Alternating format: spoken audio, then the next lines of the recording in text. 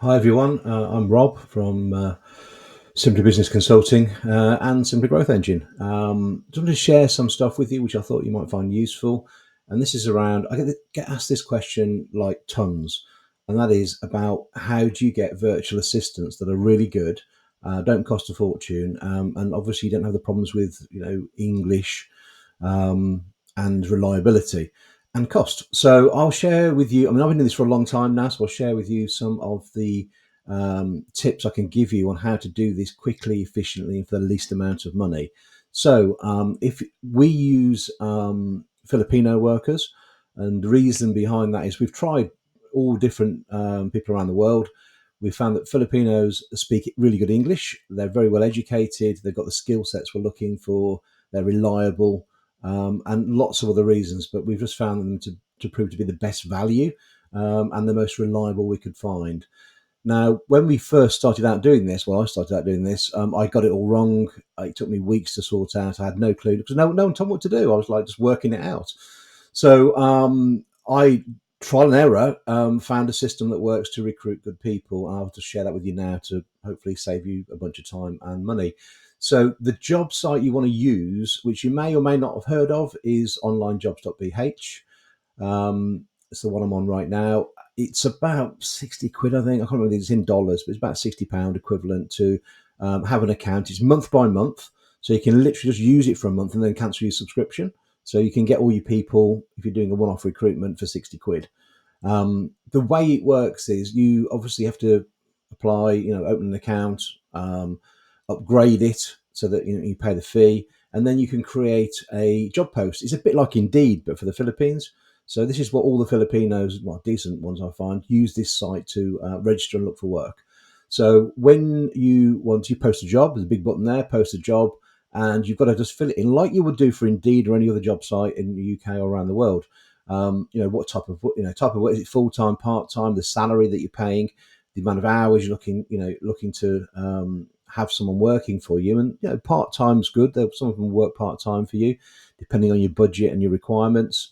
But it's really important that you check up on the average salaries. So I can give you a quick guide. I'm recruiting right now. This is an advert I've just put up, which I'll share with you. We're paying 45,000 pesos for this job because I'm looking for someone pretty decent. You're probably looking at low level sort of VA, okay, but nothing too complicated. You're probably looking at about $6 to $8 an hour. If you want to get somebody decent, you're probably looking at $8 to $12 an hour for someone pretty good. Now, we've also hired web devs and all sorts over there. You pay a lot more for a good web dev. So, there's a guide in there for the salaries, which you can look up. But a lot of them will tell you what they're looking for on their resumes. They're pretty open about it. Other quick tip while I'm in there, for payments, we use Wise, which is a really easy way to pay people. Most of the guys there will have a Wise account, and it does does everything for you. You just put the money in, it converts it to pesos and pays them almost instantly within a day. So it's a really easy way to pay people. Other tip for you, if you're using the Philippines for workers, they like to get paid twice a month because that's how nearly every Filipino company operates over there. They pay on the 15th and the 30th. So you break it into two payments and send it over. That helps them with their cash flow, and they really love it if you operate that way. A few tips. So we have posted this job for a VA. It's the overview. So again, the more detail you put in there, again, I use ChatGPT to help me with some of this. So I'll share a bit more on ChatGPT in a short while. But what you want to do is obviously sell them on what kind of business you are, what you're looking for, and give a really clear description of what of what the job is, what the responsibilities are. You can see here we've got social media management, manage and update multiple accounts, engage with the audience, schedule posts, create content, edit content, manage the content for us, and also we use obviously we've got our own CRM system, which is based on Go High Level. So we manage and track data. We do lots of automations in there. So we want someone that's pretty clued up, that can understand that and help us. We do train people, but it's useful if you can. If someone's already got some experience in the particular areas you're looking for. So have a very clear job description and overview, and get that posted. Now, when you post it, you are probably going to get hundreds of applicants because there's always a big call for um, work in the Philippines. That it's it's a I'd say it's not a poor country. It is technically third world, but if I've spent lots of time over there, and it's a beautiful place to be, one of the most beautiful in the world. But work-wise, the average salaries are very low. So these guys work for Western companies. They live like, I mean, my guys are like rock stars. For the salaries we pay. If you're paying 80, 90, 100,000, 150,000 pesos a month, which is 80,000 is what, it's about $1,000, something like that, just over.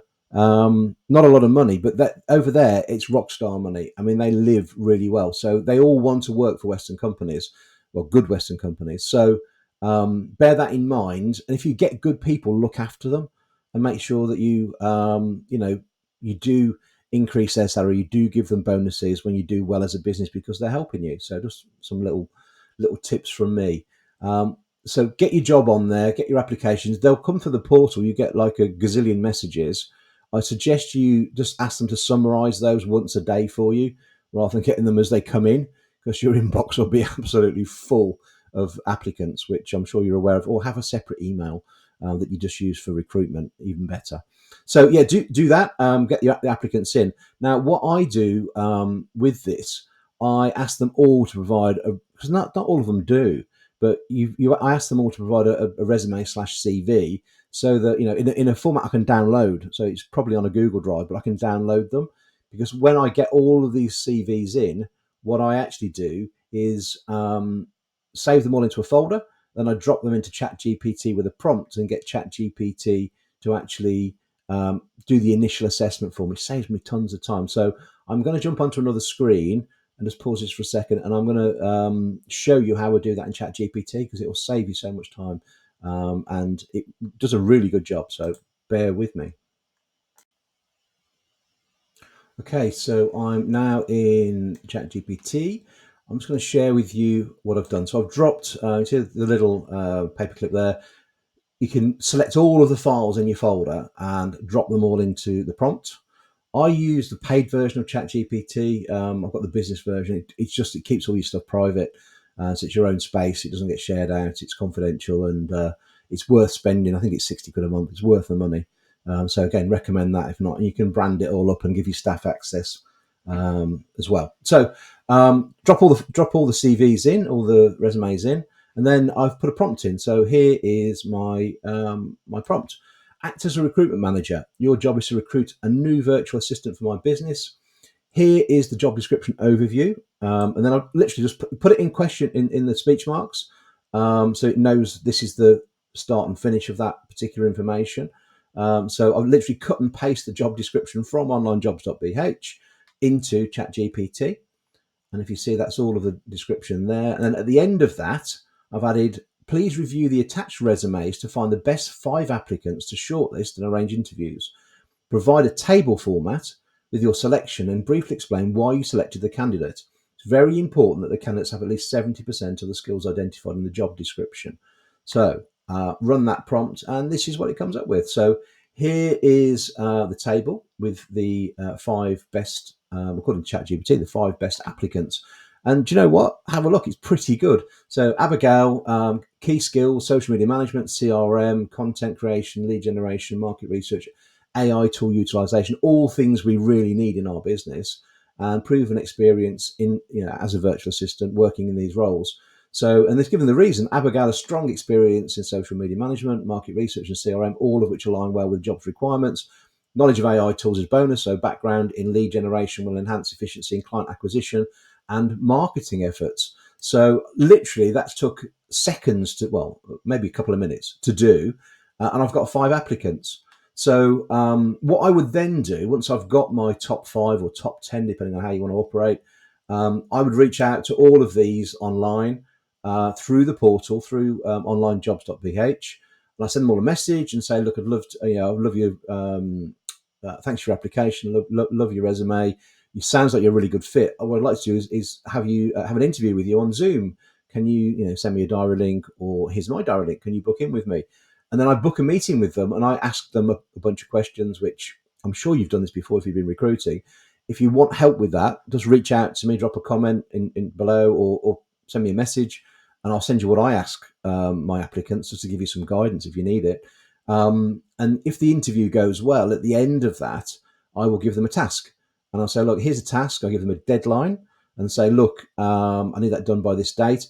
And that's all. That's all a big test to see, do they understand it? Do they get on with it? Do they need coaching on it? Will they deliver? Do they know what they're talking about? And will they deliver on time for me? And that's a big one for me. It's like, can you get it done when I need it done by? So, and if you want, you give them a difficult one and say, look, you've got 3 days to do this particular task. And the serious ones will do it for you. I don't typically pay, but you could, if you wanted to say, look, I'll pay you for the task, irrespective of whether we hire you or not. Once I've had that and they've delivered the task, I arrange a final interview. Or I'll do a Dear John and say, look, I'm really sorry. Unfortunately, you haven't met the expectations on this occasion. We can't help. But please keep in touch, or whatever you do is your nice Dear John. So we then arrange a second interview with the successful ones. And then we offer, I've got a contract. Again, if you want a copy of my contracts, I'll share them with you. Just ask and I'll drop them over to you in a format you can edit. So yeah, we've got a contract. We've got one for different roles. So depending on what role you've got, we've had all these drafted properly for remote people, just so you don't breach any of the tax rules and all of that nonsense. So you can do a contract with them. We get it to, we sign all those digitally. So we use digital signing, and we do 1 month. So we say, look, for the first month, you're on probation. And during that period, we'll be really looking and working with you and trying to help you and coach you and get the best and make sure you're happy with us and we're happy with you. We'll warn you that if it doesn't work out, you're not a good fit, we might, let you go. And if that's the case, we only give 24 hours notice. We feel that you are a good fit and we think it's going to be really good. We want to work with you long term. We reassure them. But you've got to manage expectations, because sometimes, you get it wrong and they're not a good fit, and you've got to let them go. Once they've done that 1 month, we also have a further 6 months of assessment, where we would give them 1 week's notice of not working with them. Then after 6 months, we do it on a month's basis. We give them a month's notice if we want to let them go. Gives them reassurance, helps us manage the risk as well. So it's a win-win for everybody. But have a think about those things when you're devising your remote recruitment policies. Really important. That you're fair and you're decent, and also they're fair and decent with you back. So it's like a two-way thing, isn't it? So we've used this to create that. That's my process on how I recruit people. And we've been working with some of our team have been with us a long time. In fact, one is moving over here next year, and we're going to take him on as a UK staff member, because he's really good and he's put a lot of time and effort in. He's a graphic designer, done amazing work for us. So you never know where it's going to go. But what I will say is this has saved me. I've done it with multiple clients, with multiple businesses, a ton of time, a ton of money when you get it right. If you get it wrong, it will actually cost you time, cost you money, and not be very good for you. And the people that say, it didn't work, they're the ones that got it wrong. So if you get it right, it works really well for you. You imagine the cost savings. I've had web developers working for me that would probably cost me $100,000 a year over here, for someone the level of the complexity of the projects that we've done in the past. And I've been paying $2,000 a month. So, I mean, and they're fantastic and they're loyal and they work full time for you. So, and they're just super happy. What does happen, and I have lost a few people to this, is once they get really good at this, sometimes want to start their own company and do their own thing. And I've helped people do that. I've helped them leave us and then set up their own agency, set up their own business and go and do it for multiple companies rather than just work for us. So it's not a bad thing. It just means that, you got to get back into this and get your next person in and take them on that journey with you. So very worthwhile. Do it right, and it will be one of the best decisions you make. Filipino's great. Like I say, I've got a secret weapon with my wife who speaks the local, speaks Tagalog and the local dialects as well. So we can have conversations in their local language, which does give me a bit of an advantage. However, these guys speak really good English. Their English grammar is fantastic. The only thing I would say is be careful with the Americanisms. If you're doing websites and content and stuff like that, they're taught American English, so they will use American words. And if you're looking to sound British, you may have to run that through. Say, look, great, you've done a fantastic job. Now run it through ChatGPT and ask it to convert it to British English, and it'll do it for them. Give them the tools, and they'll do that for you. If you want any more help or anything else, I'll be doing more tips and more, how I do stuff and how I've saved time and money as we go. But just reach out if you want any help, or comment below, and we'll happily respond and send you anything we can do to help you, because it's all about helping each other, right? Okay. Okay. I'll see you on the next one.